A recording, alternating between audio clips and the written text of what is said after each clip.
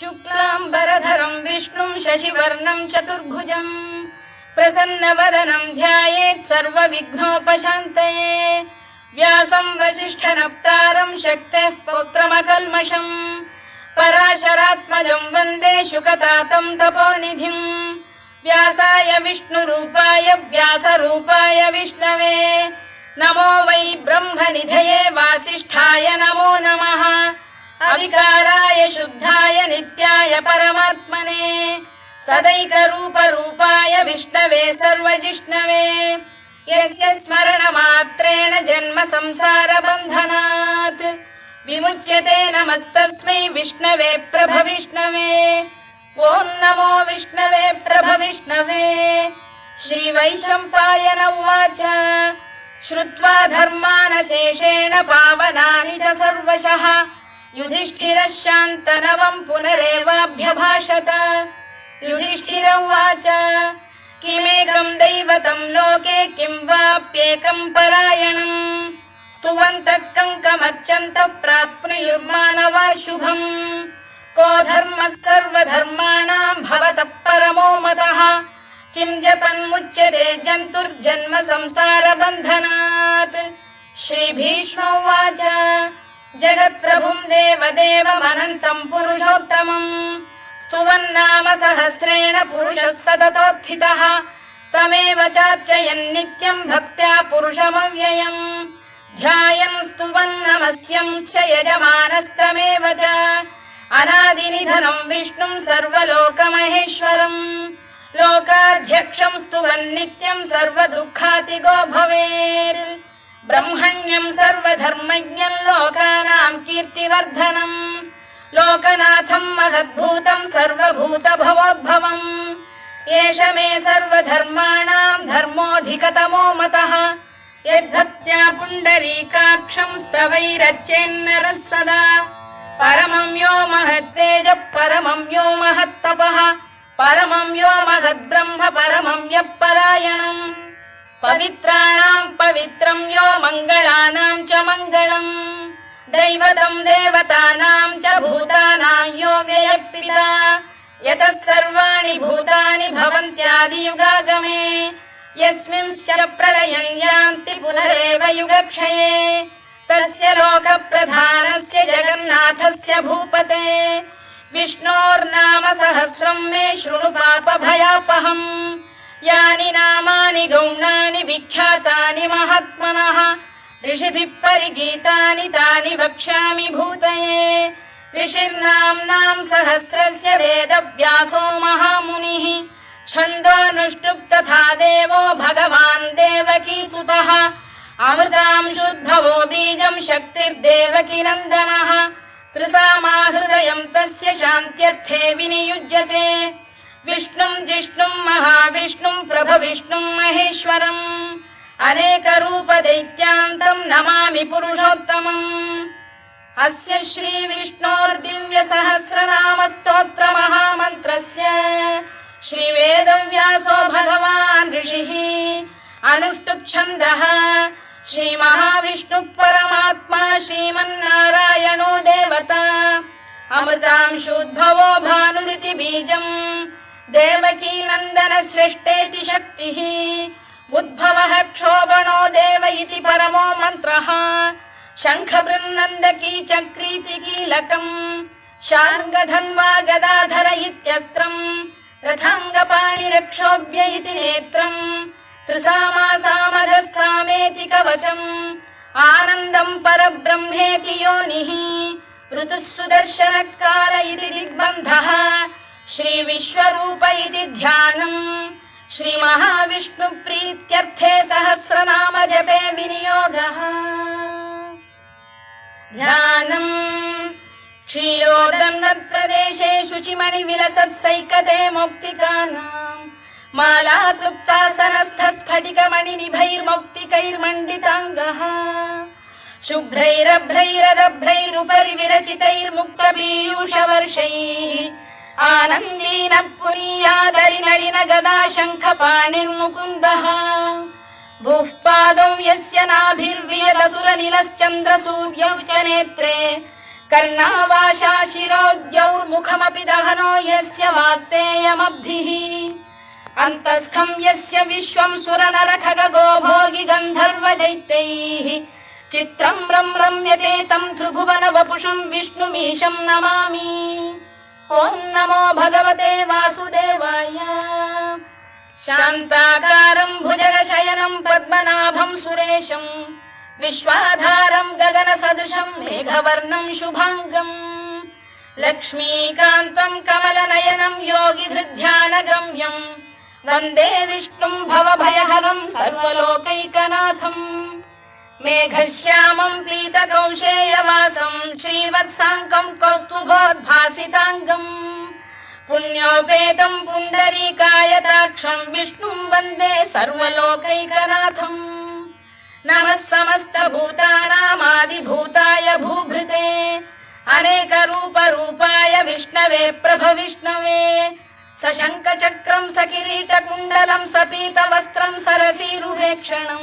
सहारवक्षस्थलशोभिकौस्तुभं नमामि विष्णुं शिरसा चतुर्भुजम् छायायां पारिजातस्य हेमसिंहासनोपरि आसीनमम्बुदश्याममायताक्षमलङ्कृतम् चन्द्राननं चतुर्बाहुं श्रीवत्साङ्कितवक्षसम् रुक्मिणी सत्यभामाभ्यां सहितं कृष्णमाश्रये।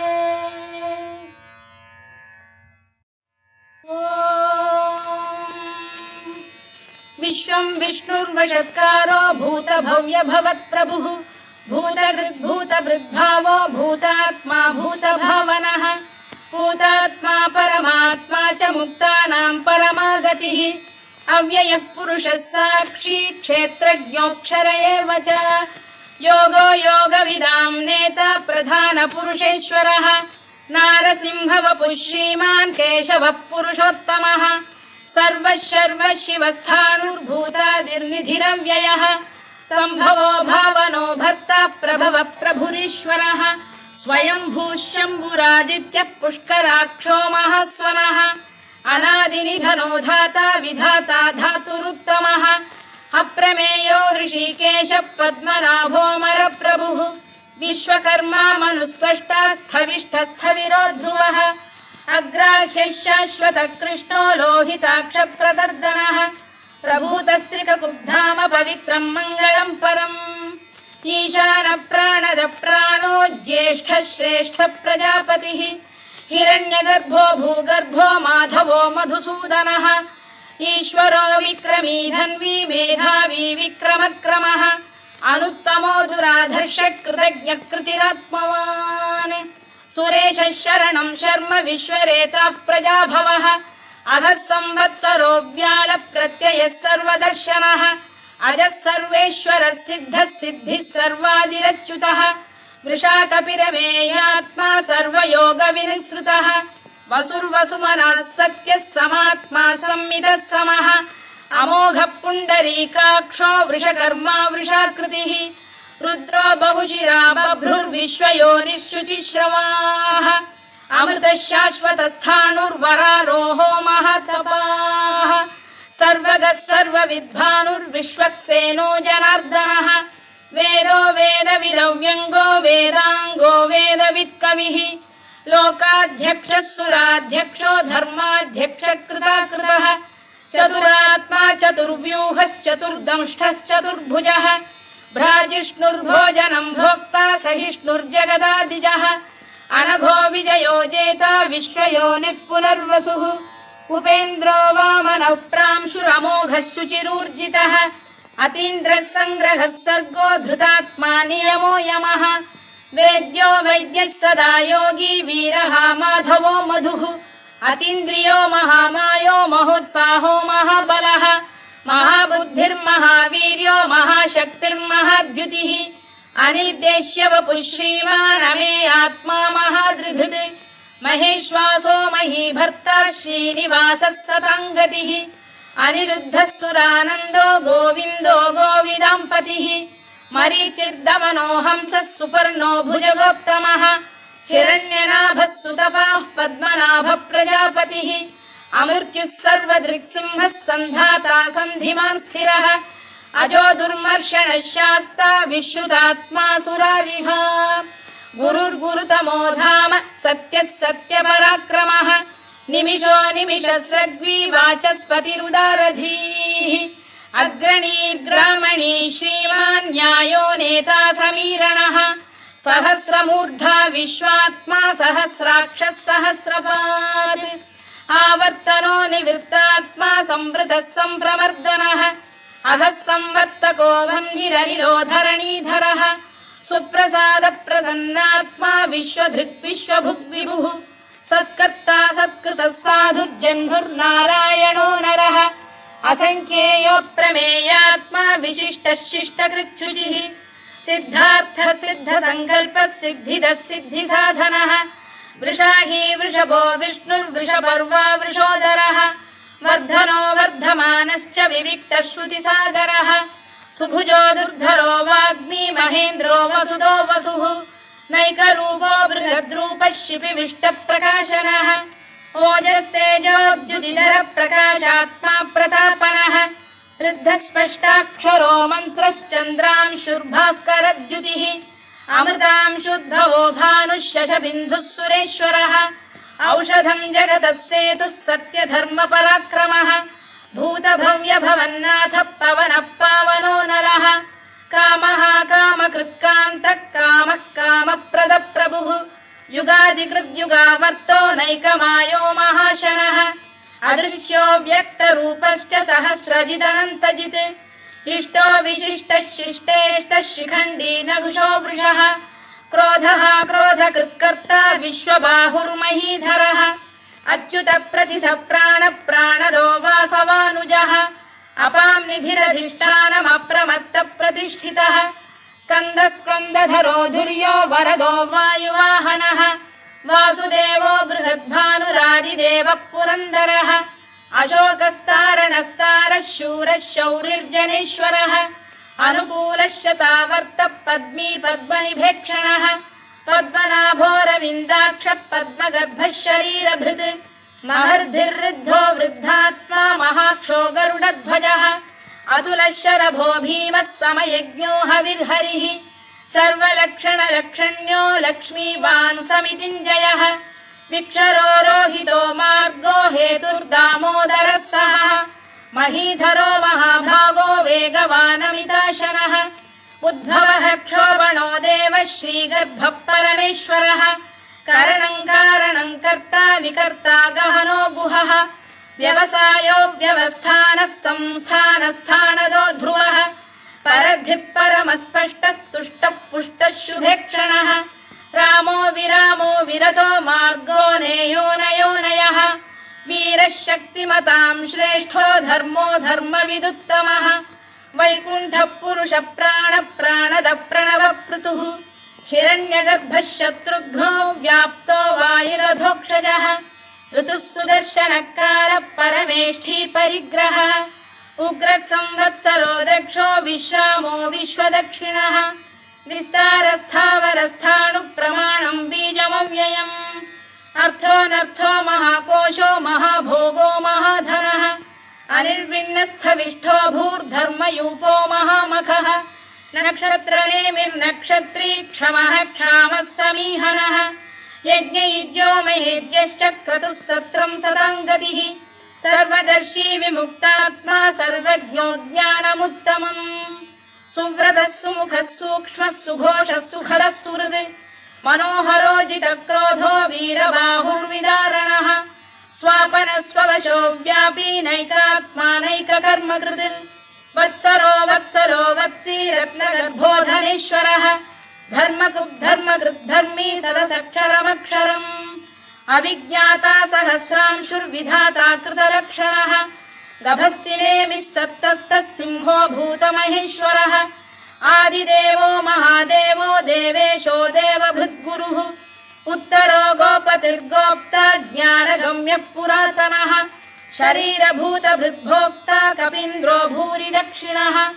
सोमपोऽमृतपः सोमः पुरुजिः पुरुसत्तमः विनयो जयः सत्यसन्धो दाशार्हः सात्वतां पतिः जीवो विनयिता साक्षी मुकुन्दो मितविक्रमः अम्भोनिधिरनन्तात्मा महोदधिशयोऽन्तकः अजो महार्घः स्वाभाव्यो जितामित्रप्रमोदनः आनन्दो नन्दनो नन्दः सत्यधर्मात्रिविक्रमः महर्षि कपिलाचार्यः कृतज्ञो मेदिनीपतिः त्रिपदस्त्रिदशाध्यक्षो महाशृङ्गकृतान्तकृत् महावराहो गोविन्दः सुषेणः कनकाङ्गनी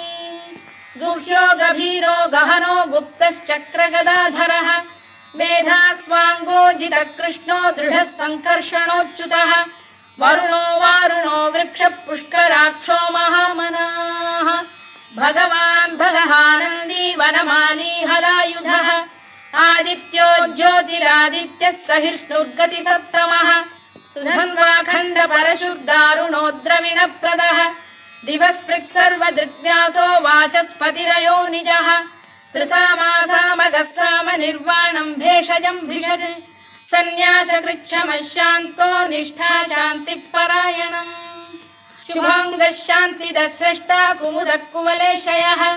गोहितो गोपतिर्गोप्ता वृषभाक्षो वृषप्रियः अनिवर्ती निवृत्तात्मा संक्षेप्ताक्षेमकृत् शिवः श्रीवत्सवक्षः श्रीवासः श्रीपतिः श्रीमताम्बरः श्रीधः श्रीशः श्रीनिवासः श्रीनिधिः श्रीविभावनः श्रीधर श्रीकर श्रेयः श्रीमान् लोकत्रयाश्रयः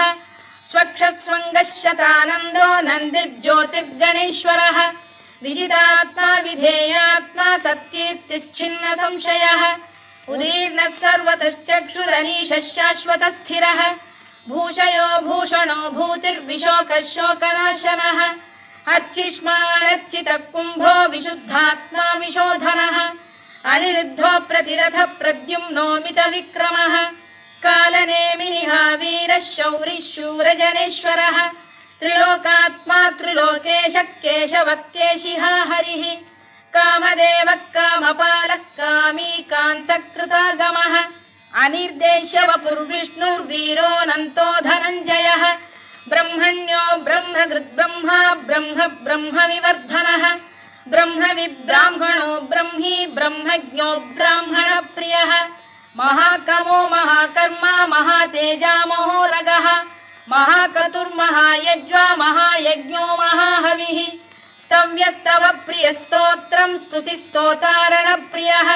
पूर्णः पूरयिता पुण्यः पुण्यकीर्तिरनामयः मनोजवस्तीर्थकरो वसुरेता वसुप्रदः वसुप्रदो वासुदेवो वसुर्वसुमनाहविः सद्गतिः सत्कृतिः सत्ता सद्भूतिः सत्परायणः शूरसेनो यदुश्रेष्ठः सन्निवासः सुयामुनः भूतावासो वासुदेवः सर्वासु निलयो नलः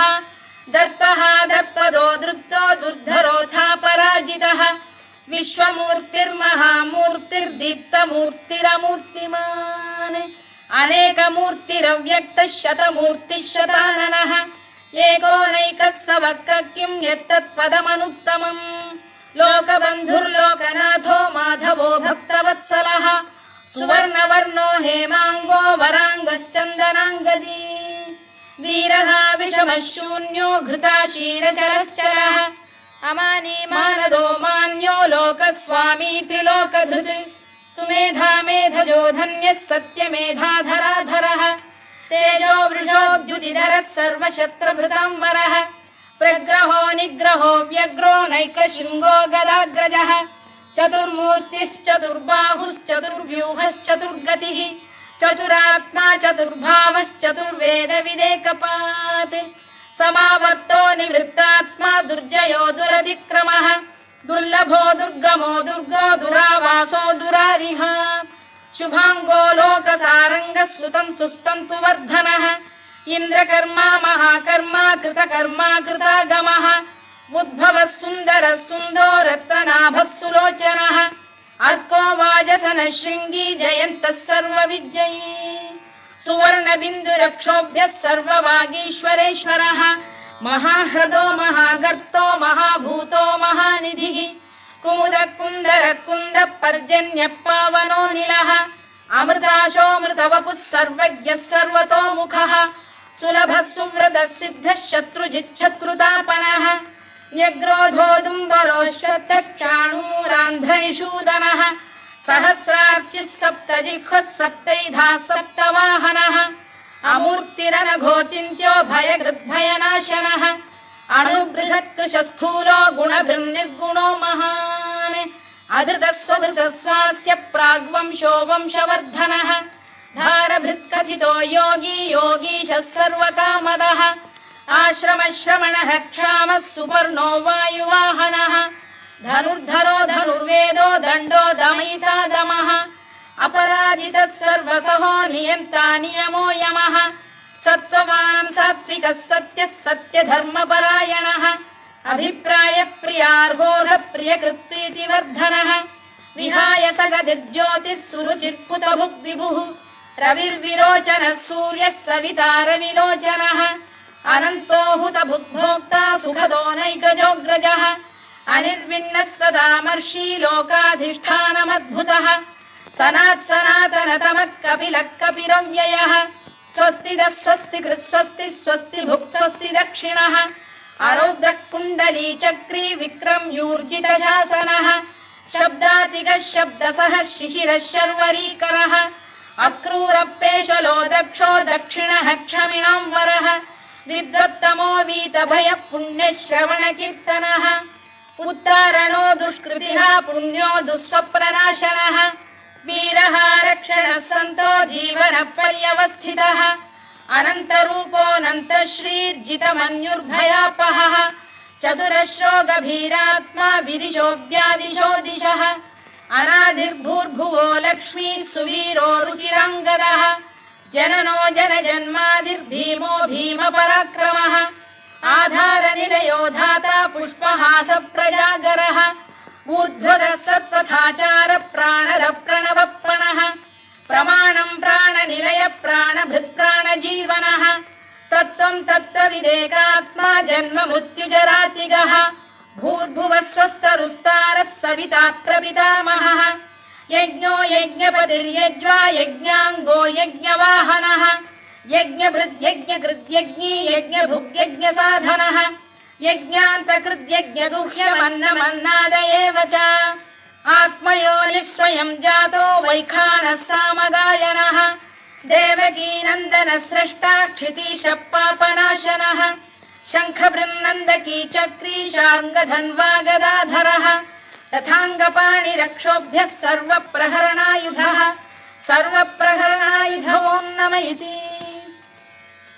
वनमाली गरीशाङ्गी शङ्खी चक्री च नन्दकी श्रीमान्नारायणो विष्णुर्वासुदेवोऽभिरक्षतु वनमाली गरीशाङ्गी शङ्खी चक्री च नन्दकी श्रीमान्नारायणो विष्णुर्वासुदेवोऽभिरक्षतु वनमाली गरीशाङ्गी शङ्खी चक्री च नन्दकी श्रीमान्नारायणो विष्णुर्वासुदेवोऽभिरक्षतु इतीदं कीर्तनीयस्य केशवस्य महात्मनः नाम्नां सहस्रं दिव्यानामशेषेण प्रकीर्तितम् य इदं शृणुयात् नित्यं यश्चापि परिकीर्तयेत् नाशुभं प्राप्नुयात् किञ्चित् सोमुत्प्रेह च मानवः वेदान्तको ब्राह्मणः स्यात् क्षत्रियो विजयी भवेत् वैश्यो धनसमृद्धः स्यात् शूद्रः सुखमवाप्नुयात् धर्मार्थी प्राप्नुयात् धर्ममर्थार्थी चार्थमाप्नुयात् कामानवाप्नुयात् कामी प्रजार्थी चाप्नुयात् प्रजाम् भक्तिमान् यः सदोत्थाय शुचिस्तद्गतमानसः सहस्रं वासुदेवस्य नाम्नामेतत्र कीर्तयेत् यशः प्राप्नोति विपुलं याति प्राधान्यमेव च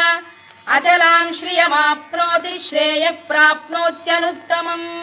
न भयं क्वचिदाप्नोति वीर्यं तेजश्च विन्दति भवत्य रोगोद्युतिमान् बलरूपगुणान्वितः रोगार्तो मुच्यते रोगात् बद्धो मुच्येत बन्धनात् भयान्मुच्येत भीतस्तु मुच्येतापन्न आपदः दुर्गाण्यतितरत्याशु पुरुषः पुरुषोत्तमम् सुवन्नाम सहस्रेण नित्यं भक्तिसमन्वितः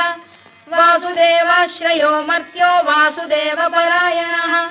सर्वपापविशुद्धात्मा याति ब्रह्म सनातनम् न वासुदेव भक्तानाम् शुभं विद्यते क्वचित्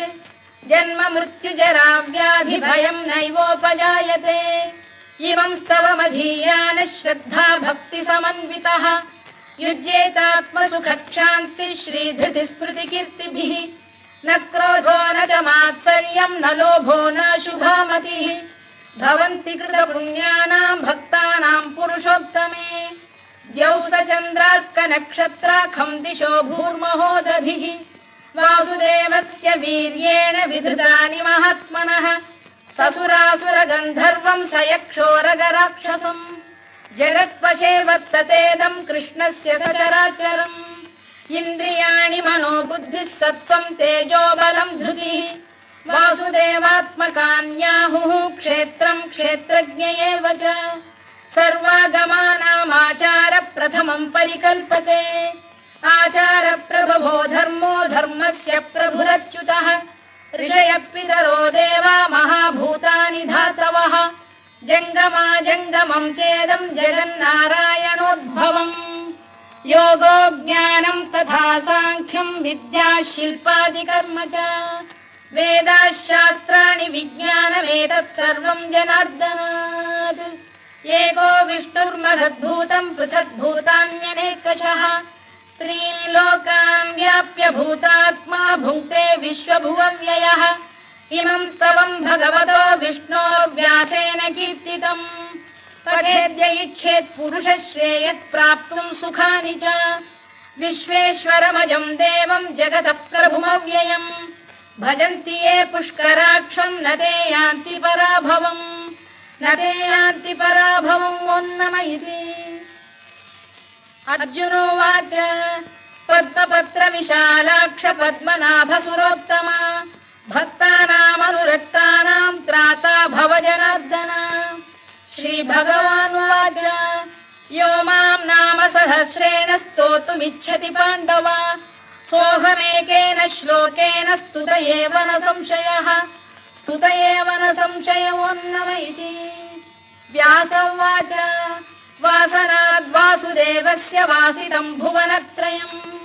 सर्वभूतनिवासोऽसि वासुदेव नमोऽस्तु ते वासुदेव नमोऽस्तु ते ॐ नम इति पार्वत्युवाच केनोपायेन लघुना विष्णोर्नाम सहस्रकम् पठ्यते पण्डितैर्नित्यं श्रोतुमिच्छाम्यहं प्रभो ईश्वर उवाच श्रीराम राम रामेति रमे रामे मनोरमे सहस्रनाम तत्तुल्यं राम नाम वरानने श्रीराम राम रामेति रमे रामे मनोरमे सहस्रनाम तत्तुल्यं राम नाम वरानने श्रीराम राम रामेति रमे रामे मनोरमे सहस्रनाम तत्तुल्यं राम नाम वरानने राम नाम वरानन ॐ नम इति ब्रह्मोवाच नमोऽस्त्वनन्ताय सहस्रमूर्तये सहस्रपादाक्षि शिरोरुबाहवे सहस्रनाम्ने पुरुषाय शाश्वते सहस्रकोटियुगधारिणे नमः सहस्रकोटियुगधारिणे नमः ॐ नम इति सञ्जय उवाच यत्र योगेश्वर कृष्णो यत्र पार्थो धनुर्धरः तत्र श्रीविजयो भूतिर्ध्रुवा नीतिर्मतिर्मम श्रीभगवानुवाच